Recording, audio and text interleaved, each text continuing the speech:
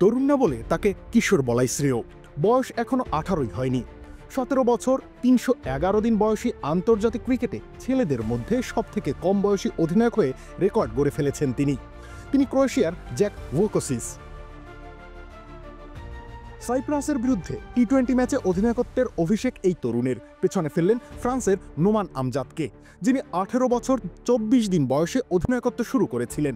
টি-20তে দুটো দেশের জাতীয় দল মুখোমুখি হলেই সেটা আন্তর্জাতিক ম্যাচ। আইসিসির এই নিয়মকরণ করার পর থেকেই রেকর্ড গড়ার ধুম লেগেছে। সেই রেকর্ডে নতুন সংযোজন জ্যাক। তবে রেকর্ড থাকলেও খেলার ভাগ্য কিছুটা অনুকূল ছিল না। অধিনায়কত্বের প্রথম 3 ম্যাচেই হেরেছে ক্রোয়েশিয়া, তবে ব্যাটে বলে উজ্জ্বল ছিলেন জ্যাক। প্রথম ম্যাচে নিজের বোলিংয়ে নেন 1 উইকেট, ব্যাট হাতে করেন 43 রান। পরের ম্যাচে 23 রানের ইনিংস খেলে বোলিংয়ে নেন আরও 2 উইকেট। আন্তর্জাতিক ছেলেদের ওয়ানডে ও টেস্টে সবথেকে কম বয়সী অধিনায়ক হিসেবে রাশিদ খান নামটি আলাদা। 2018 সালে 19 বছর 165 দিনে ওয়ানডেতে অধিনায়কত্ব পেয়ে 2019 সালে 20 বছর 350 দিনে টেস্ট অধিনায়ক হিসেবে অভিষেক করেন আফগান এই লেগ স্পিনার।